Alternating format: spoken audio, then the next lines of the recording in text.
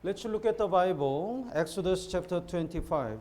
Kaya buksan po natin sa Exodo, Kapitulo 25.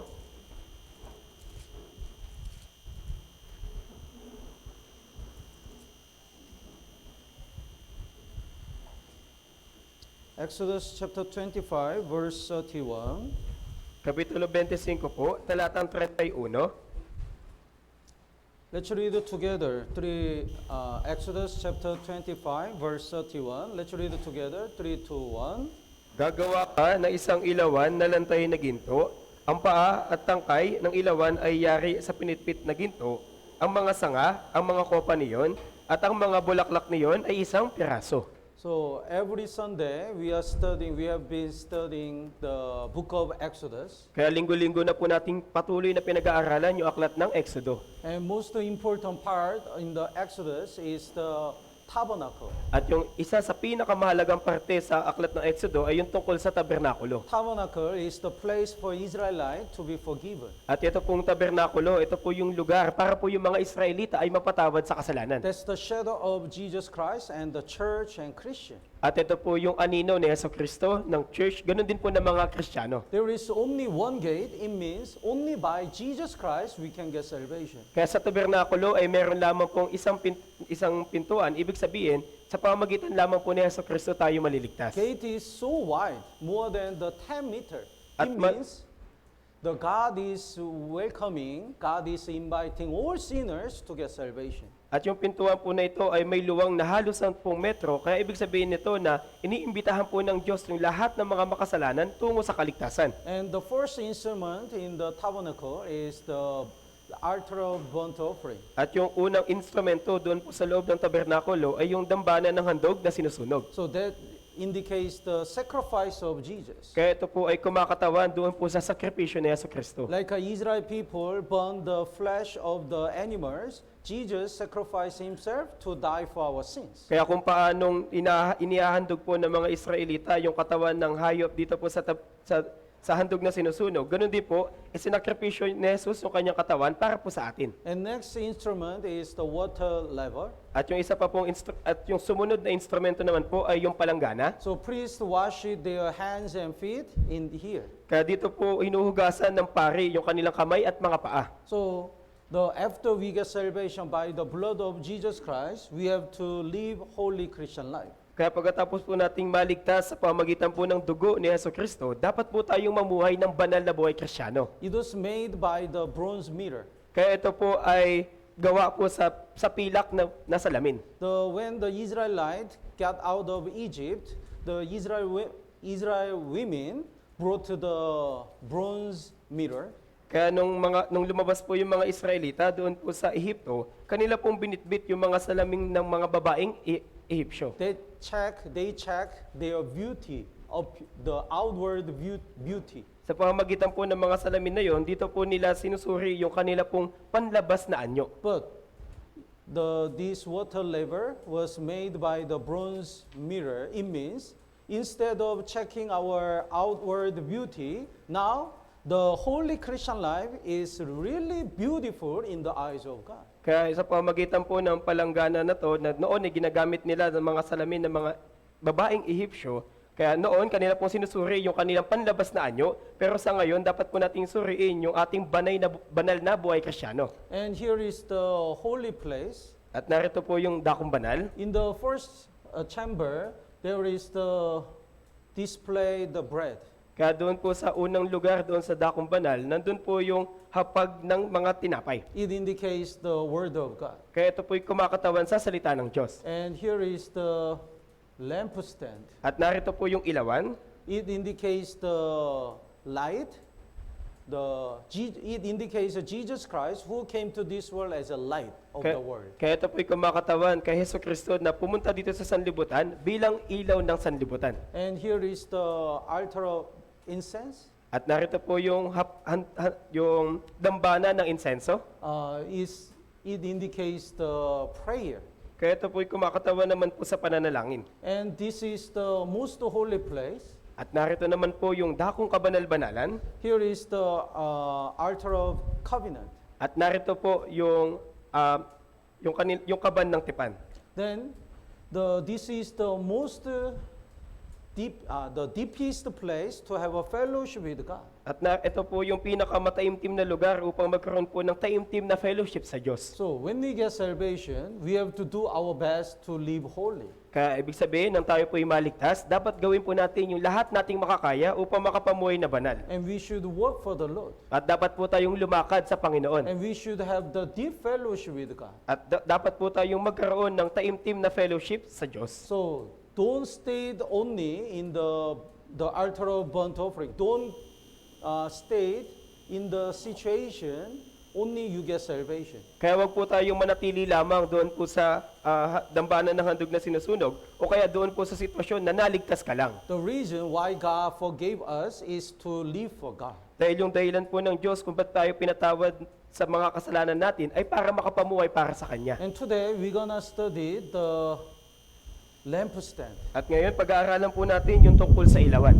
Last time we already studied some part of the lampstand. Kaya nung nakaraan po, napag-aralan na po natin yung ilang parte ng ilawan. Even though we are called as a light of the world, if we put the lampstand under the basket, it cannot shine the light. Kahit na tayo po ay nailigtas at naging ilaw ng sanlibutan, pero kung ilalagay po natin yung ilawan sa ilalim ng takalan, hindi po natin mabibigyan ng ilaw ng sanlibutan. It means if we only focus on the financial things, how to eat, what to drink, how to live well, then we cannot shine the light. Kaya ibig sabihin po nito na kung tayo magtutuon lamang sa mga problema tungkol sa mga pinansyal, gaya na kung ano yung kakainin, iinumin, o paano mamumuhay ng mabuti, hindi po natin may papakita yung ilaw. The Bible says if we put the lamp under the bed, it cannot shine the light. At ayon din po sa Biblia, kung ilalagay po natin yung ilawan sa ilalim ng higaan, hindi rin po natin may papakita yung ilaw. Bed indicates the laziness. At yung higaan po ay kumakatawan sa katamaran. So if we become lazy, we cannot shine the light. Kaya kung tayo po ay magiging tamad, hindi po natin may papakita yung ilaw And natin. if we put the lamp in the secret place,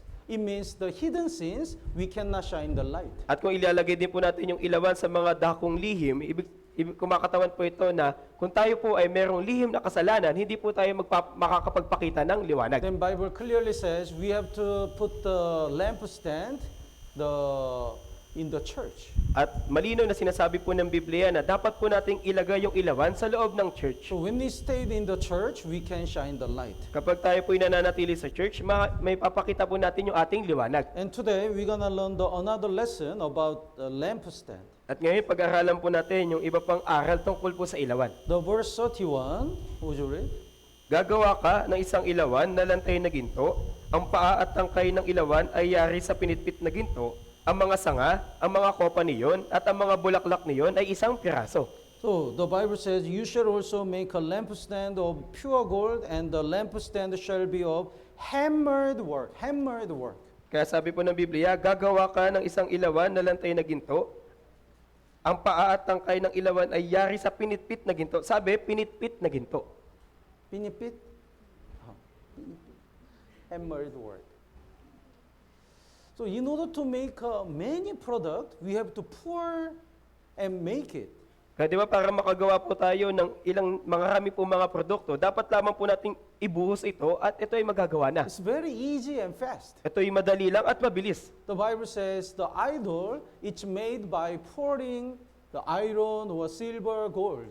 Kaya ayon po sa Biblia, Idol. kaya ayon po sa Biblia, yung mga Diyos-Diyosan po, ito po ay gawa sa mga ibinuhos po ng ginto, ng pilak. Not by hammered work. Kaya hindi po ito pinitpit. So, like this, making the so-called Christian or making the churchgoer is very easy and fast. Kaya gaya po nito, para po makagawa ng isang hindi totoong Kristiyano o kaya ng isang Kristiyanong churchgoer lamang, napakadali lamang po nito. Tama po ba? The recruiting people for church is very easy. Kaya di ba yung pag-recruit ng mga tao sa loob ng church, madali lang yun. If we spend a lot of money, we can gather so many people. Kung gagastos tayo ng malaking halaga ng salapi, marami pong tao yung magtitipon-tipon. Do you know Aita tribe? Kaya alam niyo po ba yung tribo ng mga Aita o ng Ita? When I stayed in Zambales, there is the village of Aita tribe. Kaya doon po sa Zambales, nandun po yung nayon ng mga Ita. And many so-called missionary visited there. At marami po ng mga peking misyonaryo yung bumibisita doon. And they give the scholarship and build the church building and give the note. So by using the money, they gather the people. Kaya sila po ay nagbibigay ng mga scholarship, nagtatayo doon ng mga churches at nagbibigay ng mga notebook. Kaya sa pamagitan po ng pera, kanila pong tinitipon yung tao. They think that's the mission. Kaya iniisip nila na ito yung misyon. And they think they are missionary. At kanilang iniisip na sila daw ay mga misyonaryo. So when we visit that village and try to conduct a Bible seminar, some of them ask me, Pastor, what will you give us? Kaya nung kami po ay nagsagawa ng Bible seminar doon po sa nayon nila, may mga tao na nagtanong sa amin, Pastor, ano yung ibibigay niyo sa amin? Money? Pera ba yan? Or candy? O mga candy? Or food and bread? O pagkain at tinapay? Clothes? O baka damit naman? I said, no, we have nothing to give, Pero- but Word of God. Pero sabi ko sa kanila na hindi, wala kaming anumang ibibigay sa inyo, kundi yung salita ng Diyos. That's why in that village, it was really, really hard to conduct a Bible seminar. Kaya nga po, hirap na hirap po talaga kaming magsagawa ng Bible seminar doon sa nayon na yon. Because people expect some other material things instead of the Word of God. Dahil yung mga tao doon ay umaasa ng mga materialist na bagay, imbis na salita ng Diyos. But if we spend the money, we can recruit so many people. Pero- Very easy. Pero kung gagastos tayo ng malaking pera, madali lamang pong mag-recruit ng mga tao. But saving one person exactly according to the Bible is not easy. Pero eksakto pong sinasabi ng Biblia na yung pagliligtas po ng isang ligaw na kaluluwa ay hindi po madali. They already learn the wrong doctrines. Dahil sila po'y natutunan ng mga maling doktrina They already experienced so many things. at marami na po silang naging karanasan sa buhay. And people don't like to admit they are sinner. At may mga tao pa na ayaw pong aminin na sila'y makasalanan. And they try to defend themselves by many things. At sinusubukan po nilang ingatan yung kanilang sarili sa pamagitan ng maraming bagay. That's why it's really difficult for them to let them stand before God as a naked sinner. Kaya nga, napakahirap po sa kanila na tumayo po sa harapan ng Diyos bilang hubad na makasalanan. It's really difficult for them to truly repent and desire to get salvation. Mahirap po sa kanila na tunay na magsisi at magnais ng tunay na kaligtasan. That's why through the Bible seminar and the counseling and by good deeds, one by one, little by little, we prayed and we hope they open their heart and be ready to get salvation. Kaya nga po sa pamagitan ng Bible seminar, ng counseling, ganun din po sa pamagitan ng mga mabubuti nating gawa para sa kanila, unti-unti sa pamagitan ng panalangin at ng pag-asa na umaasa tayo na darating yung araw na sila ay maliligtas din. Even though they complete many Bible seminars, sometimes they don't get salvation. Kahit na may sagawa po natin yung Bible seminar, kung minsan ay hindi po sila naliligtas. And even though these people don't know what is missing. At maging yung mga tao po na ito, hindi nila alam kung ano ba yung kulang sa kanila. So they listen again and check their salvation again. Then finally, they get salvation. Kaya sila'y nakinig ulit at kanilang pong sinuri ulit yung kanilang kaligtasan at sa katapusan, sila po tunay na nanaligtas. So gathering people is easy and fast. Kaya yung pagtitipon po ng tao, madali lang po ito. But saving the one person exactly according to the Bible is not easy and is like a hammered work. Pero yung pagliligtas po ng isang ligtas na kaluluwa, eksakto po na sinasabi ng Biblia na hindi po ito madali, gaya po ito ng pagpitpit po. And also, living according to our nature is very easy. Ganon din po, yung pamumuno ayon po sa atin pong nakasanayan na ay napakadali lang. If we get angry, we get angry. Diba? Kung tayo po'y nagagalit, magagalit tayo. If we want to hurt others. That's easy. Kung gusto natin saktan yung iba, sasaktan natin sila, madali lang din yun. What about the children, the baby? Pero paano kaya yung mga sanggol? They even poo, right? Diba dumudumi din sila? In any place. Sa, Poo. dumudumi sila kung saan mang lugar. Mom, I want to poo. Poo. Kaya sabihin, ma, gusto kong tumahay, kaya tatay sila. Very easy. Kaya napakadali po.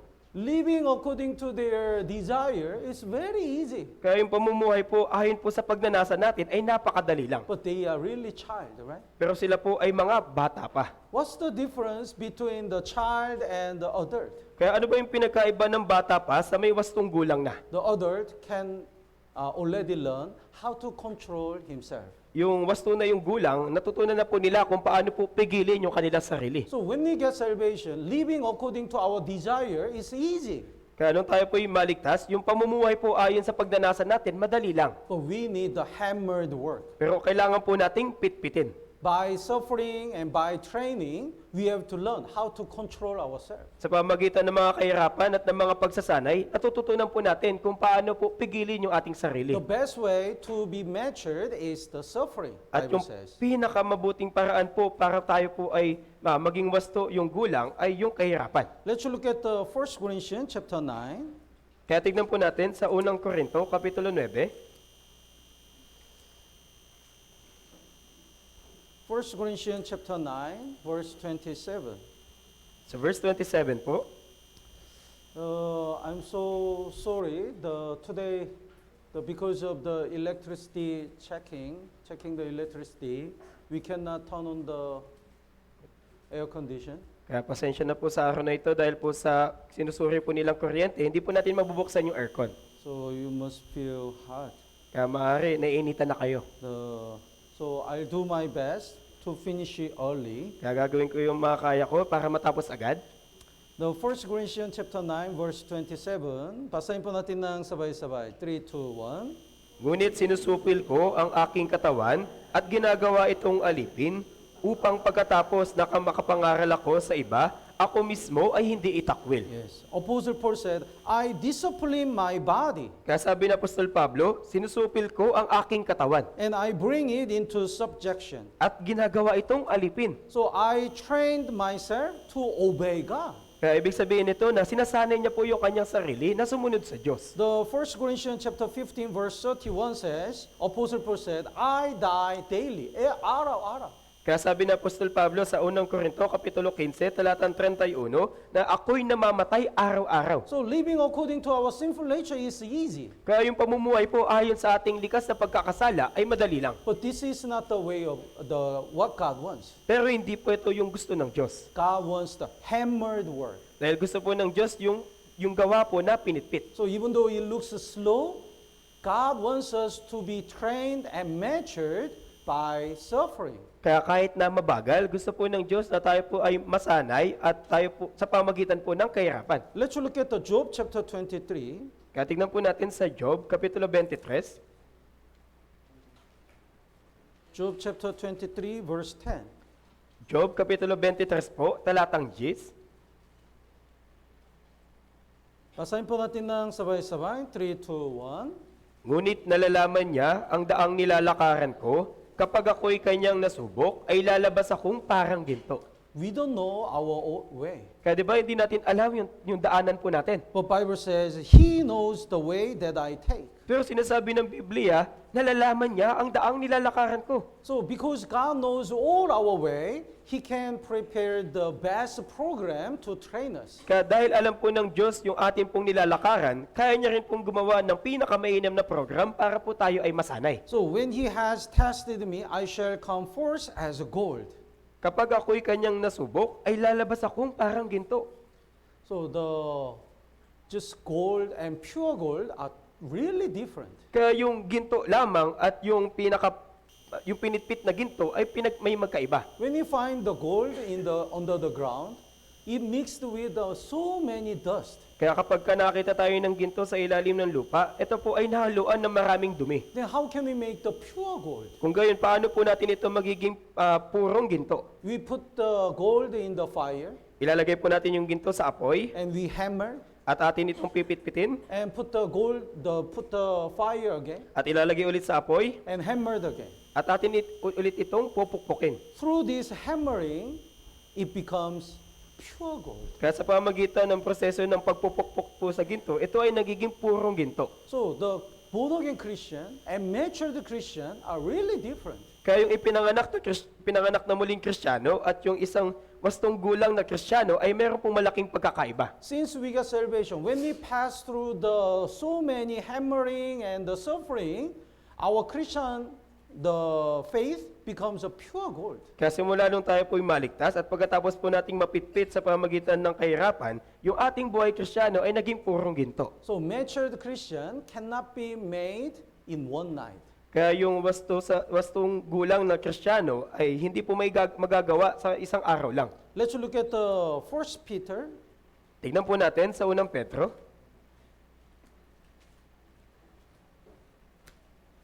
1 Peter chapter 1 verse 11. Unang Petro po, Kapitulo 1, talatang 11. Would you read? Kanilang siniyasat kung anong pagkatao o kapanahunan na tinutukoy ng Espiritu ni Kristo na sumasa kanila nang ipahayag ang mangyayaring pagdurusa ni Kristo at kaluwalhati ang susunod sa mga ito. Yes. So, which one is first? The suffering or glory? Kaya ano yung nauna, pagdurusa o kaluwalhatian? Yes, the suffering first. Opo, yung pagdurusa muna. Jesus suffered on the cross for us. Kasi Jesus po ay nagdusa po sa krus para po sa atin. After suffering, he became glorified. At pagkatapos po ng kanyang pagdurusa, siya po ay niluwalhati. And after we got salvation, God prepared the many sufferings. Kaya gaya nito, pagkatapos po na tayo po ay maligtas, naganda po yung Diyos ng maraming pagdurusa. Through this suffering, we stop our sin and we are trained. Sa pamagitan po kasi ng pagdurusa, titigil po tayo sa pagkakasala at tayo po'y magiging sanay. Then our faith becomes like a pure gold. At yung ating pananampalataya ay magiging gaya ng purong ginto. Christian life is not just a knowledge. Dahil yung buhay Kristiyano po ay hindi lamang po kaalaman. When we learn the sermon, we can think we can overcome all kinds of the difficulties. Kaya di ba pag tayo po ay natututo ng salita ng Diyos sa pamagitan ng sermon, tayo iniisip natin na kaya natin pagtagumpayan yung lahat ng kahirapan. So sometimes we easily judge other people why they cannot overcome.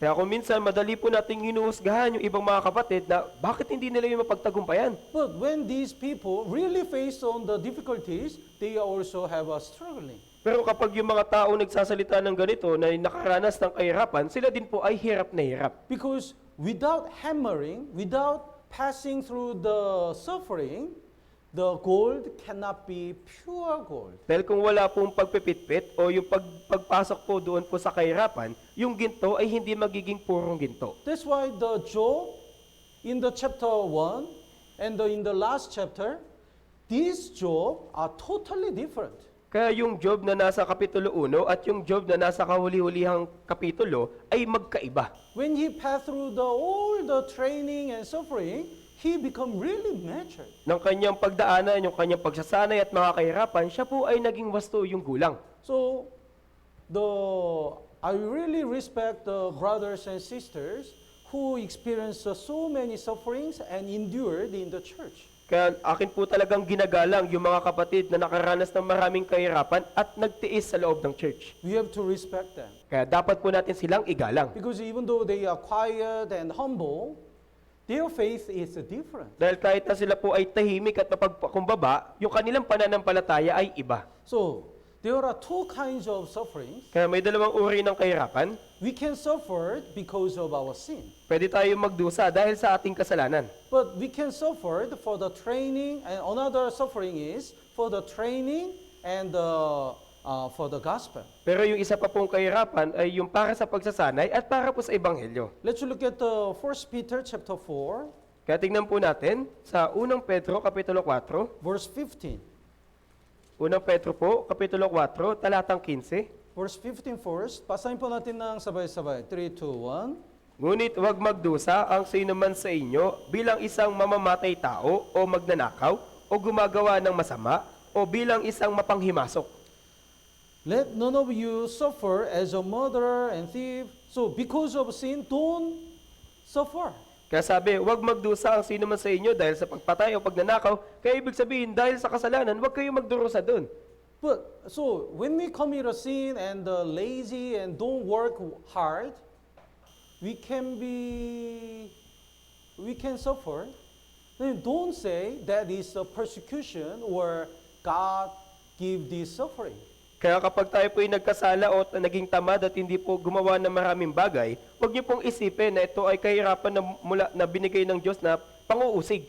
Our sins and our laziness can cause many sufferings. Dahil yung ating kasalanan at katamaran, ito po talaga ay magdadala sa atin sa pagkawasak. The verse 16, next verse, this is the suffering which God wants. At sa verse 16, ito po yung kahirapan na ninanais ng Diyos para sa atin. Let's read it together, 3, 2, 1. Ngunit kung ang isang tao ay nagdurusa bilang Kristiyano, huwag niyang ikahiya ito, kundi luwalatiin niya ang Diyos sa pangalang ito. If anyone suffers as a Christian, this is the suffering which God wants. Kaya kung may isang tao na nagdurusa bilang Kristiyano, ito po yung kahirapan na gusto ng Diyos para sa atin. Sometimes we suffer as a Christian in the work. Kung minsan tayo po yung nagdurusa bilang Kristiyano sa ating trabaho. Sometimes we suffer as a Christian in the school and in the family. Kung minsan tayo po yung nagdurusa bilang mga Kristiyano sa ating eskwelahan at sa ating pamilya.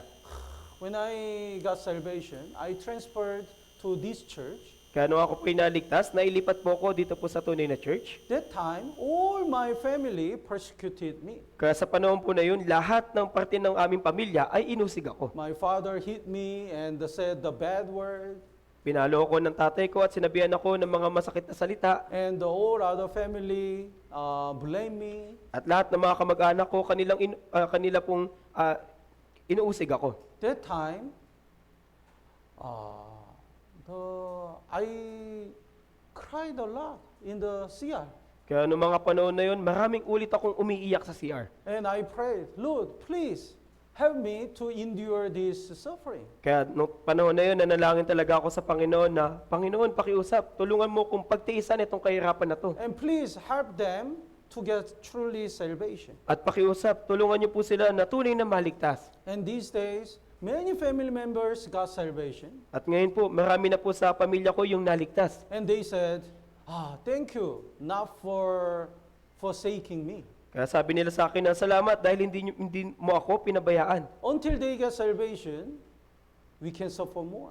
Dahil hanggat sa sila po ay maligtas, maaari pa po tayo magdusa ng higit pa. Summer retreat is coming. Kaya paparating na po yung summer retreat. I believe you already try to invite your family and friends. Kaya naniniwala ako na sinusubukan nyo na pong imbitahan ng inyong kaibigan, pamilya.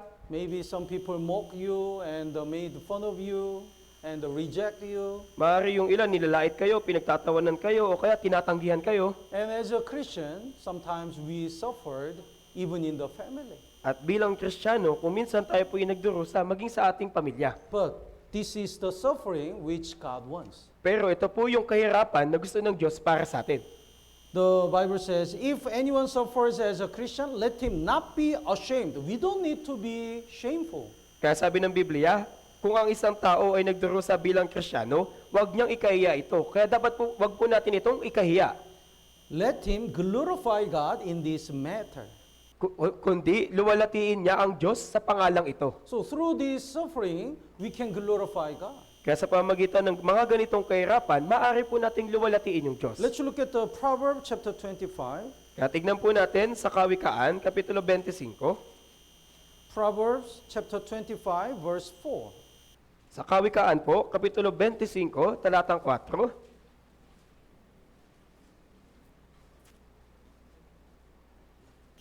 Would you read? Ang dumi sa pilak ay iyong alisin, at ang panday para sa isang kasangkapan ay may gagamitin. So our God is a silversmith. Kaya yung atin pong Diyos ay isang panday. And we are the silver or gold which is mixed with the dust. At tayo po ay gaya ng pilak o ginto na nahaluan ng dumi. So to make a pure gold, pure silver, God take away the dross from us. Kaya para tayo po ay maging purong pilak o purong ginto, inaalis po ng Diyos yung dumi na nasa atin. The best way is suffering, At yung pinakamainam na paraan ay kahirapan, hammering. yung pagpipitpit. So think about this. The goldsmith and silversmith, even though they refine the gold and the silver, they don't crush it and destroy the silver and gold. Kaya isipin niyo po ito, yung panday ng ginto at panday ng pilak, na kahit na ninanais nila na pinuhin yung kanila pong kagamitan, hindi po nila ito nawawasak. So God train us, but God never destroy us. Kaya gaya po nito, sinasanay po tayo ng Diyos, pero hindi niya po tayo wawasakin. So we are protected, and the God train us as much as we can endure. Kaya tayo po ay iingatan ng Diyos sa pamagitan ng ating pagsasanay kung paano po tayong magtitiis. Let's look at the 1 Corinthians chapter 10. This verse is really comfort us. Kaya dito po sa unang Korinto, Kapitulo 10, yung talata po na ito, yung magbibigay aliw sa atin. 1 Corinthians chapter 10, verse 13. Sa unang Korinto, Kapitulo 10, talatang 13. Chapter 10, verse 13. Basahin po natin ng sabay-sabay. 3, 2, 1. Walang tuksong dumating sa inyo na hindi karaniwan sa tao, subalit tapat ang Diyos na hindi niya ipinahintulot na kayo'y tuksuin ng higit sa inyong makakaya, kundi kalakip din ng tukso ay naglalaan ng pag-iwas upang ito'y inyong makayang tiisin. God never allow us to be tempted beyond what we are able. Kaya hindi po pinahintulutan ng Diyos na tayo po'y tuksuhin ng higit sa ating makakaya. So even though God train us by suffering, God never allow us to be destroyed. Kaya kahit na tayo po'y sanayin ng Diyos sa pamagitan ng kahirapan, hindi niya po pinapahintulot na tayo po'y mawasak. So David suffered a lot. Kaya di ba si David po, marami po siyang pinagdaanan. Saul tried to kill David, Sinubukan pong habulin ni Saul, o patayin si Saul si David. but God always protected the David. Pero lagi pong iniingatan ng Diyos si David. Look at the life of Daniel. At tignan niyo po yung buhay ni Daniel. He kept his faith, Kanya pong iningatan yung kanyang pananampalataya, but he was put in the lion cave. pero siya po ay inilagay ng hari sa lungga ng mga leon. So who did allow Daniel to put in the cave of lion? Kaya sino yung maraming ginawa na si Daniel ay inilagay sa lungga ng mga leon? Who did put him in the cave? Kaya sino po yung naglagay kay Daniel doon po sa lungga ng mga leon? God. Yung Diyos po.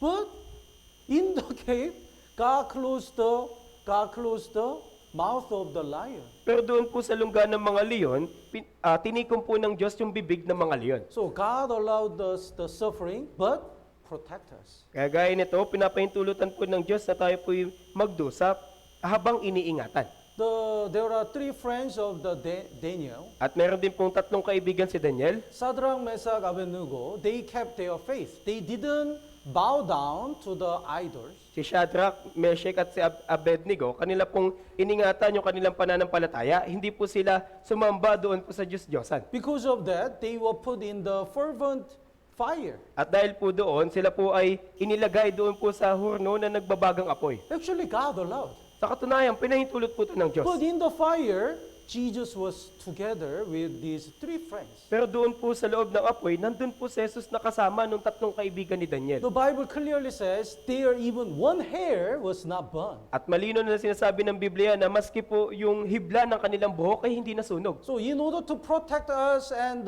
train us, God allow us to suffer, but God always protect us. Kaya para tayo po ay masanay, pinahintulot po ng Diyos na tayo po ay magdusa, pero palagi po tayong iniingatan ng Diyos. God wants to see our faith like a pure gold. Dahil gusto po ng Diyos na makita na yung pananampalataya natin ay gaya ng purong ginto. So if we really believe this verse, no matter what happens, we can enjoy. Kaya kung naniniwala po tayo sa talata na ito, ano man yung mangyari sa atin, kaya po natin magtiis. We can be peaceful. Tayo po ay merong kapayapaan. We can believe, I think God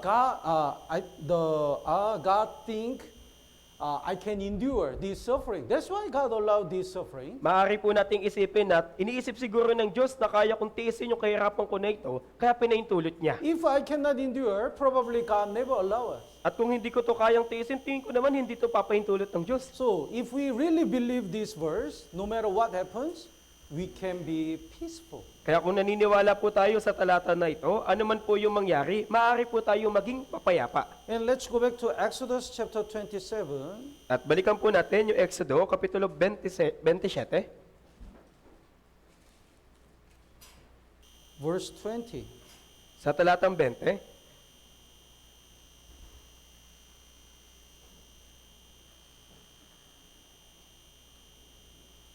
The Basahin po natin ng sabay-sabay. 3, 2, 1. Iyong iuutos sa mga anak ni Israel na sila'y magdala sa iyo ng dalisay na langis ng binayong olibo para sa ilawan, upang ang ilawan ay palaging may sindi. Yes. So God command to use the pure oil of pressed olives. Kaya inutos ng Diyos na gumamit ng dalisay na langis ng binayong olibo. Do you know the level of the olive oil? Kaya alam niyo po ba yung level ng olibo? Olive without heat, not heating, and just pressed, that's the best of best oil. Kaya kung hindi po ito iinitin, kundi pipit-pitin lamang, ito po yung pinakamainam na langis. And in order to press the extract the more oil, they heat at the first heat. At para po makakuha pa ng mas maraming langis, kanila naman po itong iniinit. That's the extra virgin oil. Kaya ito po yung extra virgin oil. And they heat again to extract the more oil. At kanila po ulit itong iinitin upang maglabas pa ng mas maraming langis. It's called the pure olive oil. At tinatawag po itong dalisay na langis na binayong olibo. No. Not that one. Kaya yung tawag po dito ay purong langis This ng olibo. pure oil of pressed oil is the best of best without heat. Kaya yung tawag po din po sa proseso na ito, ay ito po yung dalisay na langis na olibo. Is that right? Oh, so in this, Hindi to binayo. don't read that Hindi word. nga, Oh, hindi nga okay. to. So here. The first one is just pressed without heat. Kaya yung una pong maganda pong langis na olibo, ito po ay inipit lamang, hindi po ito ininit. And second level is pressed, of course pressed and with heat. At yung pangalawa naman po ay yung ininit na. That's the extra virgin oil. Kaya ito po yung extra virgin oil. And next level is heat again. At yung isa pa pong level ay yung ininit ulit. That's in the label, it's called the pure oil, the lower quality. Kaya dun po sa level po nito, ito po ay dalisay na langis. Ito po yung pinaka maliit na quality. Up to this, we can eat. Kaya hanggang dito, pwede po natin itong kainin. But in order to extract more oil, they put the chemical and extract. Pero para makapagkuha pa po ng mas maraming langis, kanila na po itong hinahaluan ng chemical. From this level, we cannot eat. At mula po sa level na ito, hindi na po ito pwedeng kainin. So best oil is the pressed without heat. Kaya yung pinakamainam po na langis, ito po ay yung pinitpit lamang at hindi po ininit. That's the oil which is used for the lampstand. At ito po yung langis na ginagamit po para po sa ilawan. So the God command to use the pure oil of pressed oil, olives. Kaya inutos ng Diyos na sila po'y gumamit ng dalisay na langis na binayong olibo. What does it mean? Kaya ano po yung ibig sabihin nito? It means we have to offer the best things to God first. Kaya ibig sabihin po, dapat po muna nating ihandog yung pinakamainam na bagay sa Diyos. Not the level 4. Hindi po yung pang-apat. Lord, we take all the good oils and you take level 4. Na para bang, Panginoon, kukunin namin yung mga magagandang langis at nasa iyo na yung level 4. After we spend all the best times, we try to use the worst time for God. Na pagkatapos natin gamitin yung mga mabubuting oras para sa atin, gagamitin naman po natin yung pinaka worst na oras para sa Diyos. Like we spend all the time to watch TV or cell phone, and then when we are really tired in the night, just before we sleep, we try to read the Bible and pray. That's why we cannot focus. Para bang gaya po ito na kapag may maganda tayong oras na tayo nanonood ng TV, gumagamit ng cellphone, tapos sa gabi, bago pa tayo matulog, doon tayo nagbabasa at nananalangin. We have to offer the best time to God. Dapat po nating ihandog yung pinakamainam na oras sa Diyos. In our life, when is the best time? Kaya sa buhay po natin, ano ba yung pinakamainam na oras? When? Kahit anong oras po ito? Oh, when? Now, now. Ngayon po. Actually, in another word, when we are young. Sa madaling salita po, nang tayo po ay nasa kabataan pa. And the silver group says, I'm not young, At sabi ng mga Silvers Group, ay hindi na ako bata. but you are younger than future yourself. Pero mas bata ka po sa hinaharap na ikaw. So this moment is the moment that we are youngest, right? Kaya ito pong panahon na to, ito po yung panahon na tayo po yung pinakabata. Tama po ba? I believe I'm still young. Kaya naniniwala po ako na ako ay bata pa. So offering this moment is the best time. Kaya yung pagbibigay po sa Diyos ng panahon po natin ngayon, ito po yung pinakamainam na oras. Sometimes we offer the rest of the money to God. Kung minsan natin pong binibigay sa Diyos yung natitira sa ating pera. So when we earn the money, I have to pay the rental fee. I have to pay the electric bill, water bill, and we have to buy the food and blah, blah, blah. And then, rest of the, Lord, do you want? God will say, no, I don't need. Kaya at kapag tayo po ay nakakatanggap na ng sahod, atin pong ginagamit ito una sa rental fee, sa bayad sa tubig, sa kuryente, ganoon din po sa pagkain, tapos bibili tayo ng ganito, ganyan. Tapos yung natirang pera, sasabihin natin, Panginoon, gusto mo ba ito? Pero sasabihin sa atin ng Diyos, hindi na, hindi ko yan kailangan. We have to separate the God's money first. Actually, everything is God's money. But when we receive the money from God, we have to separate the tithe first. Sa katunayan po, lahat ng pera natin ay mula po sa Diyos. Kaya pag tayo po ay nakatanggap ng pera, dapat po muna nating ihiwalay yung pera ng Diyos o yung ikapo. We have to offer the best thing to the Lord first. Dapat po nating ihandog yung pinakamainam na bagay sa Diyos muna. Let's look at the Malachi. Kaya tignan po natin sa aklat ng Malakyas. Israel people, they took the best things for themselves and offered the worst thing to God. Kaya yung mga Israelita sa panahon na ito, kanila pong kinuha muna yung pinakamainam na bagay para sa kanilang sarili at yung mga pangit na bagay ay binigay nila sa Diyos. So, the Malachi chapter 1 verse 8, that's why God really rebuked the Israelite. Kaya nga po, pinagalitan talaga ng Diyos yung mga Israelita dito po sa Malakyas, Kapitulo 1, talatang 8. Kapag kayo'y naghahandog ng mga bulag na hayop bilang alay, di ba masama iyon? At kapag kayo'y naghahandog na pilay at may sakit, hindi ba masama iyon? Subukan mong ihandog iyon sa iyong gobernador, pasisihan kaya siya sa iyo o papakitaan ka kaya niya ng kabutihan, sabi ng Panginoon ng mga hukbo. Yes. So if you offer this offering to the governor, he will be happy? No, not happy. Kaya sabi, kapag inihandog natin yung handog na ito sa mga gobernador, pasisihan ba sila? Hindi po. So we have to offer the best thing to the Lord first. Kaya dapat po muna natin ihandog sa Panginoon yung pinakamainam na bagay. In the family, the mother cooked the fish. Kaya sa isang pamilya, may isang nanay na nagluto ng isda.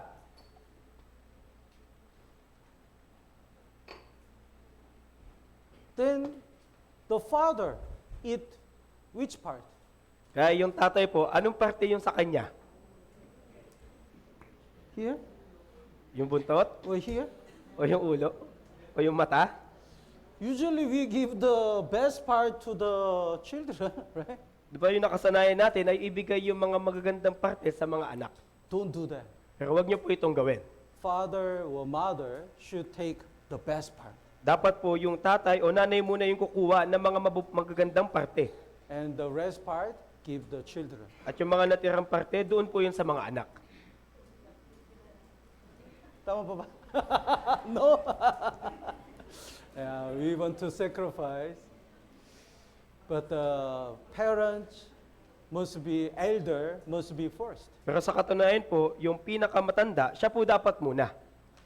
After the other people finish eat all the nice food, if we give the rest leftover or the rest of the food to the elder and the parents, no parents are happy. Kaya kapag tapos kumain ng lahat ng parte sa pamilya, tapos yung mga tira-tirang pagkain, kung yun lang po yung ibibigay natin sa mga panganay o sa magulang, hindi po sila magiging masaya. According to the Bible, Israel people should gather in the Jerusalem 3 times in a year. Kaya ayon sa Biblia, dapat yung mga Israelita ay dapat magtipon-tipon sa Jerusalem 3 ulit sa isang taon. That time, every time is the right after they finish the harvest. At yung mga panahon na ito, sa tatlong beses na ito po ay pagkatapos po ng unang ani. Then why God gathered the Israel people that time? Kung gayon, bakit tinipon ng Diyos yung mga Israelita sa panahon na yon? It means you harvest the grain, then you have to offer the first fruit to me first. Kaya ibig sabihin po nito na kayo ay umani ng marami, dapat muna ninyong ibigay yung mainam na bagay sa akin. Do you harvest the fruits? You have to offer the first fruits to me first. Umani ba kayo ng prutas? Ibigay niyo muna sa akin yung mga mabubuting prutas. I'm the first. This is what God says. Kaya ayon sinasabi ng Diyos na ako dapat muna. Our Lord must be first. Kaya yung Panginoon po muna dapat natin yung unahin natin. So we have the God command to use the best of best oil. It means God must be first. Kaya inutos po dito ng Diyos yung pinakamainam sa lahat ng mainam na langis, ibig sabihin yung Diyos po muna. And they make the lampstand with one body. At kanila pong ginawa yung ilawan ng may isang katawan. Let's look at the Exodus. Kabalikan po natin sa Exodo, Chapter 25.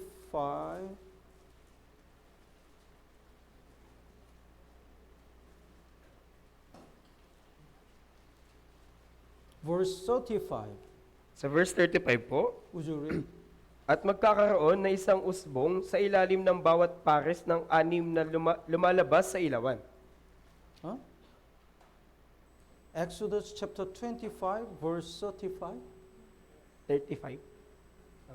35. Apo. 25, Huh? 25, 35 Pastor. Exodus Apo. 25, 35. 35. Apo. There shall be not under the first 2 branches of the same, this verse? Yes, short. Huh? Short. Sure. Opo. Oh, is there the part like a knot under the second 2 branches of the same, knot under the third 2 branches of the same, according to the 6 branches that expand from the lampstand?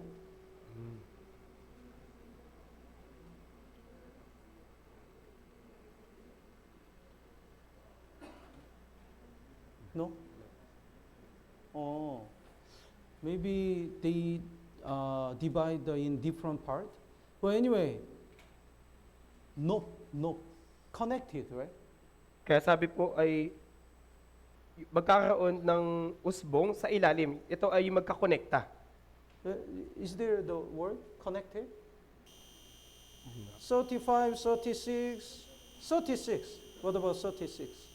Ang magiging mga usbong at mga sanga niyon ay iisa, ang kabuuan niyon ay isa lamang, putol na yari sa pinitpit na lantay na ginto. Shall be one piece. One piece. Oh, one piece. So lampstand didn't have the many pieces and connected. It's not like this. They don't assemble the lampstand. There is the one mat of gold and the hammer, and they make the lampstand. Kaya yung ilawan po, hindi po ito na pira-pirasong mga parte tapos ginawang isa, kundi isang piraso lamang po ito at pinitpit po ito para maging isang ilawan. So this side 3, and the other side 3, and in the middle 1. So 7 lamp. Kaya yung unang parte, unang gilid ay 3 at yung kabilang gilid ay 3 at isa sa gitna, kaya 7 ilawan. So it means they are one piece. It means when we pray all together like a one, we can shine the more light. Kaya sila po ay iisa lamang, kaya gaya nito, kung tayo po ay mananalangin na parang isang tao, yung ating pong panalangin ay magiging makapangyarihan. This is what Philippians chapter 2 says. At ito po yung sinasabi ng Pilipos Kapitulo 2. Let's look at the Philippians chapter 2, Pilipos po, Kapitulo 2, verse 2. talatang 2. fulfilled my joy by being like-minded Kaya lubusin ninyo ang aking tuwa sa pagkakaroon ng gayunding pag-iisip. and having the same love, being of one accord and of one mind. Magtaglay ng gayunding pag-ibig na magkaisa ng diwa at may isa lamang pag-iisip. One, one, one. Kaya isa, isa, isa. Then we can shine the more lights. At nang sa gayon, mas malakas yung ilaw na ating may papakita. The verse 15, basahin po natin ng sabay-sabay. 3, 2, 1. Upang kayo'y maging walang sala at walang malay, mga anang ng Diyos na walang dungis sa gitna ng isang salinlahing liko at masama, na sa gitna nila'y lumiliwanag kayong tulad ng mga ilaw sa sanlibutan. Yes, the world is darkness. Kaya yung mundo po ay kadiliman. But when we are united and shine the light together, we can shine the light very strongly. Pero kung tayo po ay magkakaisa at magbibigay liwanag ng magkakasama, mas magiging malakas po yung ilaw natin. How can the Gideon and the 3 soldiers win the battle? Kaya paano ba si Gideon at yung 300 sundalo nanalo sa digmaan? They hide the torch in the jar, Kaya kanilang tinago yung sulo doon po sa isang lagayan and they crush the jar and shine the light at kanila pong sinira yung lagayan na iyon at ipinakita yung ilaw all together. ng sama-sama. All together is important. Kaya They yung- shine the light all together at the same time. Kaya yung mahalaga po dito ay yung sama-sama. Kaya ng isahang beses kanila pong pinakita yung liwanag o yung sulo ng sama-sama. How could the Israelite crush the city of Jericho? Kaya paano ba napabagsak ng mga Israelita yung syudad ng Jericho? They turn around the Jericho all together. Sila ay pumalibot doon po sa Jericho ng sama-sama. So when the one brother visit his family and invite, of course, it's good, but it can be weak. Kaya kapag may isang brother na pumunta sa kanyang pamilya at inimbitahan, opo, maaari itong gumana, pero mahina ito. But what if all the other brothers and sisters visit together and pray together, invite together? Strong light. Kaya paano kaya kung sama-sama po yung magkakapatid na bumisita at nanalangin ng sama-sama at sama-sama nilang inimbitahan, mas malakas po yung ilaw. Some cell group share the prayer request every day. Kaya may cell group po na kanila pong binabahagi yung kanilang prayer request araw-araw. Let's pray for this and this and this.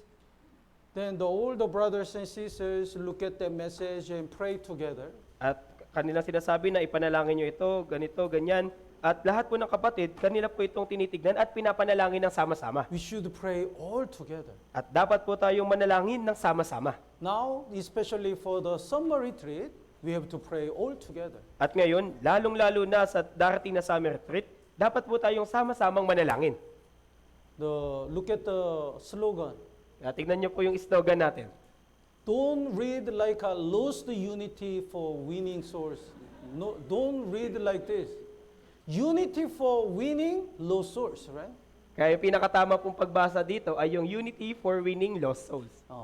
Don't forget, this is our slogan for 2026. Kaya wag niyo pong kakalimutan yung slogan nating ito sa 2026.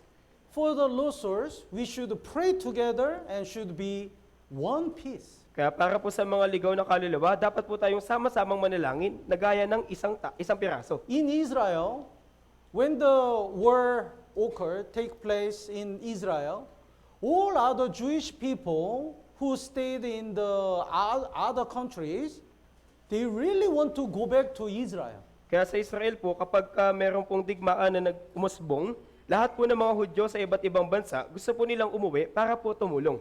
They cannot buy the ticket to go back to Israel because so many Israelites wants to go back. Kaya nga, hindi na po makabili ng mga ticket para makapunta sa Israel dahil napakarami po mga Israelita yung gustong umuwi.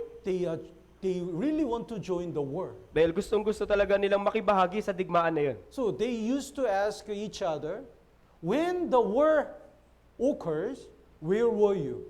Kaya palagi po nilang tinatanong yung isa't isa, nung nagkaroon ng digmaan, nasan ka? I joined the war. Then they are so proud. Ako, nakisali ako sa digmaan na yun. Kaya sila ay sila po ay proud sa isa't isa. I couldn't join that war. Then they are really shameful. At merong magsasabi na, hindi ako nakasama sa digmaan na yan. At sila po ay labis na mahihiya. This time, don't think only first batch.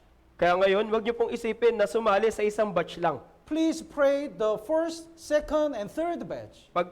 Ipanalangin niyo din po yung una, ikalawa at yung ikatlong batch. Let's really do our best to save our people this time. Lubos po nating gawin yung lahat nating makakaya upang mailigtas po yung sambahayan natin. So as a joke, I used to say, when I open my eyes, I think it will be May.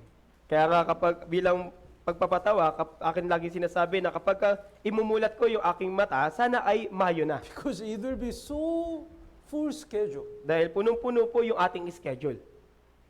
But I'm ready to fight. Pero handa po akong lumaban. We are ready to fight. Tayo po ay handang lumaban. Tama po ba? So, don't stay alone. Kaya wag po kayong mag-isa. Don't think about other picnic or other the vacation. Huwag kayong mag-isip ng picnic o ng iba pang bakasyon. We want to use our best time and our best leave for the Lord. Kaya dapat po natin gamitin yung ating pinakamainam na oras at pinakamainam na leave para po sa Panginoon. Other unsaved people cannot understand. Yung mga hindi ligtas na tao, hindi po nila ito maiintindihan. You earn the money, then you use that money for your invitee. Kikita ka, tapos gagamitin mo yan para sa mga naimbitahan mo. You can use your best leaves for the summer retreat.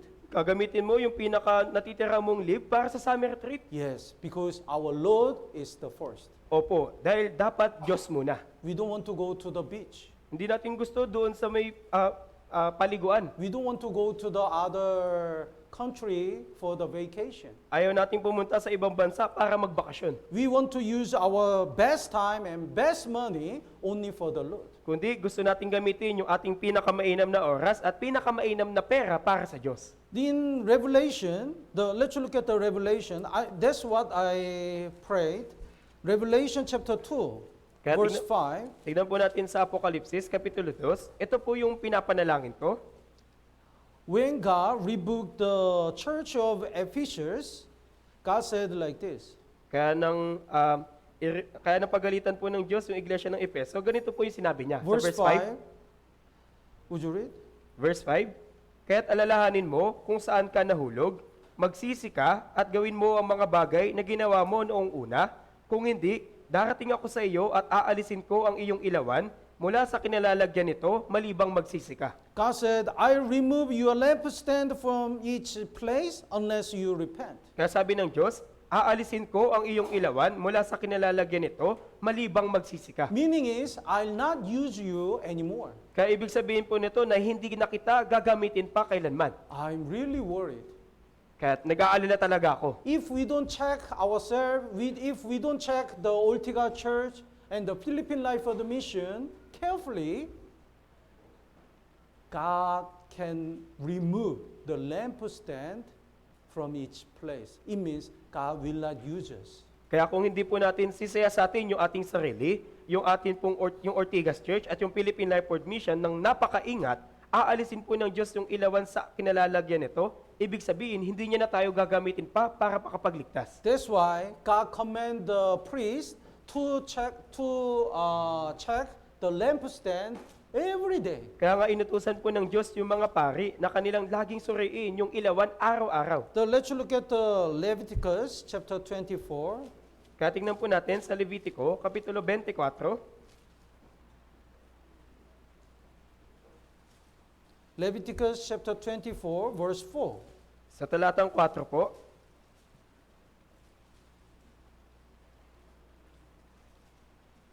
Would you read? aayusin niyang palagi ang mga ilaw sa ibabaw ng ilawan ng yari sa lantay na ginto sa harapan ng Panginoon. So one of the most important duty of the priest is the checking the lampstand. Kaya yung pinaka mahalaga pong gawain ng mga pari ay yung pagsusuri sa ilawan na ginto. And let's go back to Exodus chapter 27, At balikan po natin sa Exodo, Kapitulo 27, verse 21. sa talatang 21. Basahin po natin ng sabay-sabay. 3, 2, 1. Sa toldang tipanan, sa labas ng tabing na nasa harap ng... Exodus chapter 27, verse 21. Did you find? Okay, let's read it together. 3, 2, 1. Sa toldang tipanan, sa labas ng tabing na nasa harap ng kaban ng patotoo, ay aayusin iyon ni Aaron at ng kanyang mga anak mula sa hapon hanggang sa umaga sa harapan ng Panginoon. Ito ay magiging batas sa buong panahon ng kanilang mga salinlahi sa mga anak ni Israel. Tend it, check it from evening until morning before the Lord. Kaya kanila po itong aayusin mula po sa hapon hanggang sa umaga sa harapan ng Panginoon. So we have to check ourselves and we have to check our church. Kaya dapat po nating suriin o tignan yung ating sarili, ganun din po yung ating church. Otherwise, God will not use us and our church. Dahil kung hindi na po tayo gagamitin ng Diyos, maging yung ating church. So today we learn the lampstand. Kaya ngayon, napag-aralan po natin yung tungkol sa ilawan. Like Jesus came to this world as a light, God called us as a light of the world when we get salvation. Kaya kung paanong pumarito si Jesus sa sanlibutan bilang ilaw, tinawag tayo ni Jesus bilang ilaw ng sanlibutan. And the pure gold, the faith like a pure gold, cannot be made in one day. At yung pinong pananampalataya o pinong ginto, hindi po ito may sasagawa sa isang araw lang. By suffering, when we are really trained, we can grow up and the matured Christian. Kundi sa pamamagitan mo po ng paghihirap, kung tayo po ay magiging sanay o subok na, tayo po ay magiging malago at wasto ang gulang. And with one mind, we have to pray together. At nung meron pong iisang isipan, dapat po tayong sama-samang manalangin. We have to shine the light together. Dapat po nating sama-samang ipakita yung ilaw. And also, we have to check ourselves and the church as a clean lampstand. Gayon din po, dapat po nating palaging suriin yung ating sarili at yung church bilang malinis na ilawan. And God must be first. At dapat po, Diyos muna. So this time, let's do our best to invite so many people. Kaya ngayon, gawin po natin yung lahat ng ating makakaya upang maimbitahan yung maraming tao. In order to support them, we work hard for 1 year, almost 1 year, right? Kaya di ba, para masuportahan sila, marami tayong ginawa sa loob ng halos isang taon. So I really hope and pray we reached our goal, or more than our goal. Do you know our goal this time? Kaya alam nyo ba kung ilan po yung mitiin natin sa ngayon? Yes, 500. 500. I believe we can invite more than 500. Kaya umaasa po ko na makakapag-imbita tayo ng higit pa sa 500. So this time, when the many people get salvation, God will be glorified. Kaya nga ngayon, kapag maraming tao po yung nagkaroon ng kaligtasan, maluluwalhati po yung Diyos. Tama po ba? Let's pray together. Manalangin na po tayo.